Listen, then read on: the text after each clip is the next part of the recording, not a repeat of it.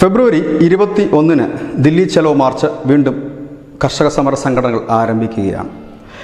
ഈ സമരം, അതായത് കർഷക സമരം 2 തുടങ്ങുമ്പോൾ മുതൽ ഞങ്ങൾ പറയുന്ന ഒരു കാര്യമുണ്ട്. ഈ സമരം അവസാനിക്കില്ല.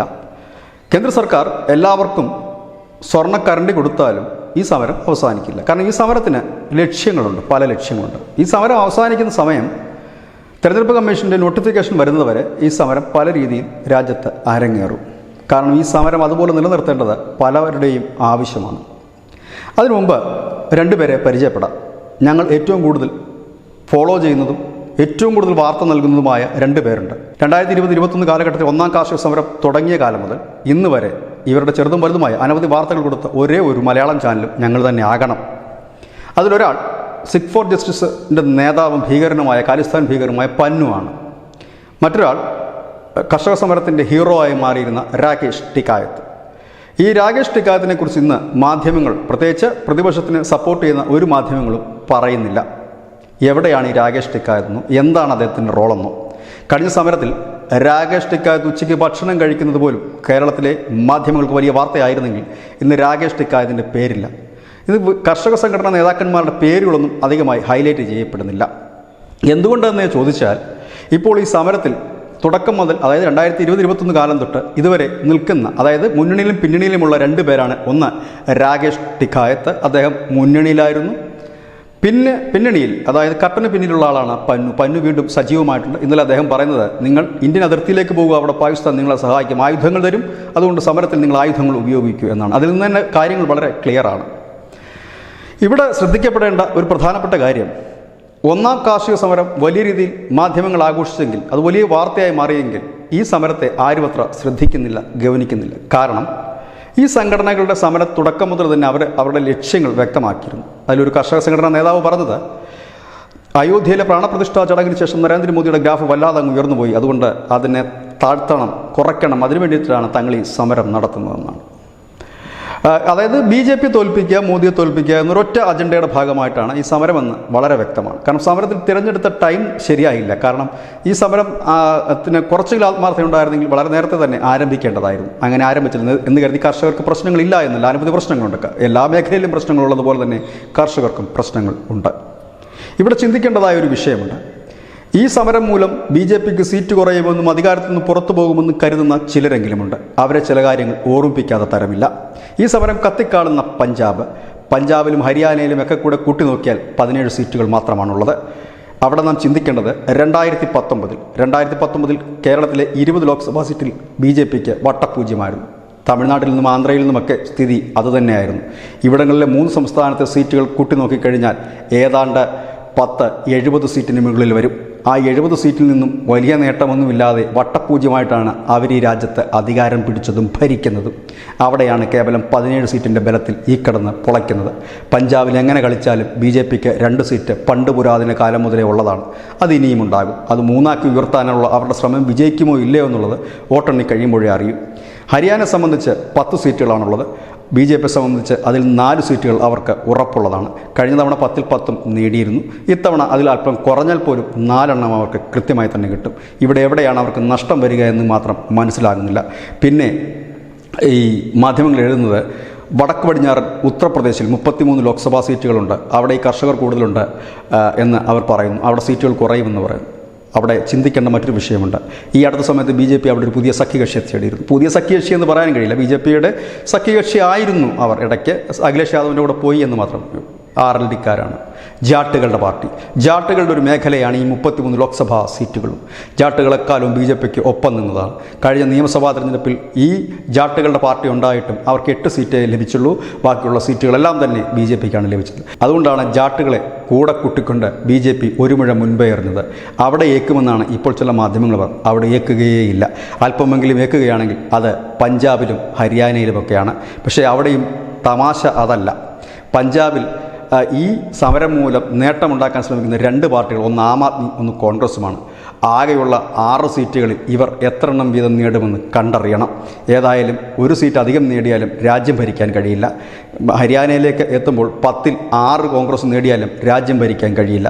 ഇതാണ് അവസ്ഥ. അതുകൊണ്ട് തന്നെയാണ് ഈ സമരത്തിന് വലിയ ഹൈലൈറ്റ് ഇല്ലെങ്കിൽ ഒരു ഹൈപ്പ് ഉണ്ടാകാതെ പോകുന്നത്. പക്ഷേ പ്രതിപക്ഷത്തിനെ സംബന്ധിച്ച് നിലവിൽ ഇപ്പോഴത്തെ മോദി സർക്കാരിനെതിരെ ഉന്നയിക്കാൻ ഒരു ആരോപണവുമില്ല. അവർക്ക് ഉയർത്തി കാണിക്കണമെങ്കിൽ രാജ്യത്ത് ചലനാത്മകമായ എന്തെങ്കിലും ഒരു പ്രതിഷേധം ഉയരണം. ആ പ്രതിഷേധത്തിന് വേറെ സ്കോപ്പുകളൊന്നും തന്നെയില്ല. അവിടെയാണ് ഈ കാർഷിക സമരം. കാർഷിക സമരത്തിന് ഒരുപാട് നാളുകൾ കത്തി നിൽക്കാനുള്ള ഇന്ധനമുണ്ട്. ആ ഇന്ധനം നൽകുന്നത് കാനഡയിലും UK യിലുമൊക്കെയുള്ള ഖാലിസ്ഥാൻ അനുഭാവികളായ സംഘടനകളും സംഘടനാ പ്രവർത്തകരും വാരിക്കോരി നൽകുന്നുണ്ട്. കാരണം അവരുടെ ലക്ഷ്യം ഈ പ്രധാനമന്ത്രി നയിക്കുന്ന സർക്കാരും താഴെ പോകണമെന്ന് മാത്രമാണ്. അതുകൊണ്ട് തന്നെയാണ് കോംപ്രമൈസുകൾ പലവട്ടം നടന്നിട്ടും ഭാരതീയ കിസാൻ യൂണിയൻ എന്ന വലിയ കർഷക സംഘടന കേന്ദ്ര സർക്കാരിനെ അഭിനന്ദിച്ച് രംഗത്ത് വന്നിട്ടും ഈ സമരം പിന്നെയും മുൻപോട്ട് പോകുന്നത്. ഇനിയും ചില സത്യങ്ങൾ കൂടി അറിയാനുണ്ട്. 2020-21 കാലഘട്ടത്തിൽ ഈ സമരത്തെ മുന്നോട്ട് നയിച്ചത് സംയുക്ത കർഷക മോർച്ച എന്ന് പറയുന്ന സംഘടനയായിരുന്നു. ആ സംഘടന 2022 പിളർന്നു. ആ പിളർപ്പ് ആരും അറിഞ്ഞില്ല. പിളർന്നതോടുകൂടി സംഘടന രണ്ടായി. ഒരു സംഘടനയുടെ പേര് സംയുക്ത കിസാൻ മോർച്ച രാഷ്ട്രീയതര സംഘടന എന്നാണ്, മറ്റേത് രാഷ്ട്രീയമായ സംഘടന. ഏതായാലും ഈ 2 സംഘടനകൾ ഒന്നിച്ചു നിന്നപ്പോഴായിരുന്നു അന്ന് ആ സമരത്തിൻ്റെ മുന്നണി പോരാളികളായി മാറുവാനും മീഡിയ അറ്റൻഷൻ ഉൾപ്പെടെ കിട്ടുവാനും കഴിഞ്ഞത്. ഇന്ന് അതിൽ ഒരു സംഘടനകൾ പിളർന്നതിൻ്റെ പകുതി. അതായത് പ്രധാനപ്പെട്ട സംഘടനകളൊന്നും തന്നെ സമരത്തിൻ്റെ മുഖത്തില്ല, ഇല്ലെങ്കിൽ മുൻനിരയിലില്ല. ബാക്കിയുള്ളതെല്ലാം ചെറിയ സംഘടനകളാണ്. ഇപ്പോൾ കേൾക്കുന്നത് ഈ സംയുക്ത കിസാൻ മോർച്ചയിൽ 150 സംഘടനകളും മറ്റ് ഒരു 250 സംഘടനകളും, ഏതാണ്ട് 400 സംഘടനകൾ സമരരംഗത്തുണ്ട് എന്നാണ്. ഇതിൽ ഒരാൾ തൊട്ട് 100 പേർ വരെയുള്ള സംഘടനകൾ തൊട്ട് 1000-ഉം 10,000-ങ്ങളുള്ള സംഘടനകൾ വരെയുണ്ട്. ഈ സംഘടനകൾക്ക് അധിക നാൾ മുൻപോട്ട് പോകാൻ കഴിയില്ല. കാരണം അവരവരുടെ ലക്ഷ്യം വ്യക്തമാക്കി കഴിഞ്ഞിരിക്കുന്നു. തെരഞ്ഞെടുപ്പ് അടുക്കുന്ന ഓരോ ദിവസവും ഈ സമരം കൂടുതൽ അപഹാസ്യമായി തീരും.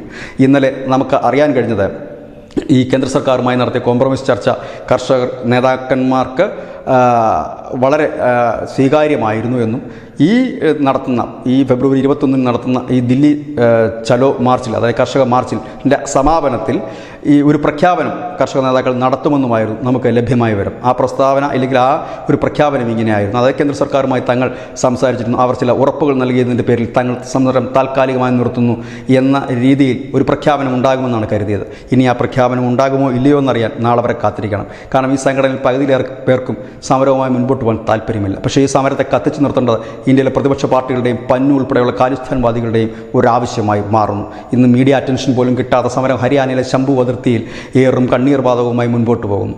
മാധ്യമങ്ങൾക്ക് എന്തെങ്കിലുമൊക്കെ വാർത്ത വേണ്ടേ എന്ന് കരുതി അവരേതെങ്കിലും മൂലയ്ക്ക് ആ വാർത്ത തിരികെ കയറ്റാറുമുണ്ട്. ഇതാണ് കർഷക സമരത്തിൻ്റെ അവസ്ഥ. ഒരിക്കലും അവസാനിക്കില്ല. ഈ സമരം അവസാനിക്കുന്നത് ഈ തെരഞ്ഞെടുപ്പിൻ്റെ വേളയിലാണ്. ഇനി മറ്റൊന്നുകൂടി, 2024 മൂന്നാം വട്ടം വീണ്ടും മോദി അധികാരത്തിലെത്തിയാൽ മറ്റൊരു സമരം ഈ രാജ്യത്ത് അലയടിക്കും. ഒരു കർഷക സമരം തന്നെയാണ് അത്. അതായത് നമ്മുടെ രാജ്യത്ത് 1/2 ഏക്കർ മുതൽ 5 ഏക്കർ വരെ ഭൂമിയുള്ള കർഷകരാണ് ഏറ്റവും കൂടുതലുള്ളത്.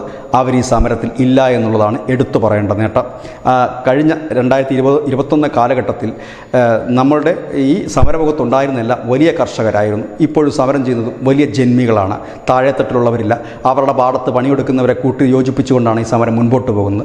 എന്നാൽ കേരളവും തമിഴ്നാടും അടക്കം 1/2 ഏക്കർ മുതൽ 5 ഏക്കർ വരെ കൃഷി ചെയ്യുന്നവരുണ്ട്. അവരിൽ ബഹുഭൂരിപക്ഷം സ്ത്രീകളാണ്. ഏതാണ്ട് 60% സ്ത്രീകൾ.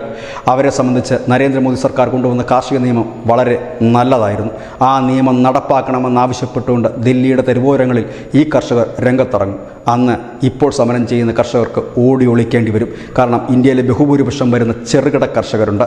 ഈ 1/2 ഏക്കർ മുതൽ 5 ഏക്കർ വരെയുള്ളവർ, അവരുടെ സംഖ്യയാണ് ഏറ്റവും കൂടുതൽ. അവർ തെരുവിലിറങ്ങിക്കഴിഞ്ഞാൽ ഇപ്പോൾ സമര നേതാക്കളെന്നും കർഷക സംഘടന നേതാക്കളെന്നുമൊക്കെ പറയുന്നവർക്ക് ഓടി ഒളിക്കേണ്ടി വരും. അവരെന്നാവശ്യപ്പെടുന്നത് ഒന്ന് മാത്രമായിരിക്കും: നരേന്ദ്രമോദി സർക്കാർ കൊണ്ടുവന്ന ആ 3 കാർഷിക നിയമങ്ങളും നടപ്പാക്കണമെന്ന്. ഏതായാലും കാര്യങ്ങൾ സിമ്പിളായി തീരുമെന്നാണ് തോന്നുന്നത്. കാരണം ഇപ്പോൾ ഈ കേന്ദ്ര സർക്കാർ ഈ കർഷക നേതാക്കളുമായി നടത്തുന്ന ചർച്ചയുടെ വിശദാംശങ്ങൾ വായിക്കുമ്പോൾ നാം അത് എവിടെയോ കേട്ടുമറന്നതുപോലെ തോന്നുന്നു. അധികമൊന്നും പരതേണ്ട.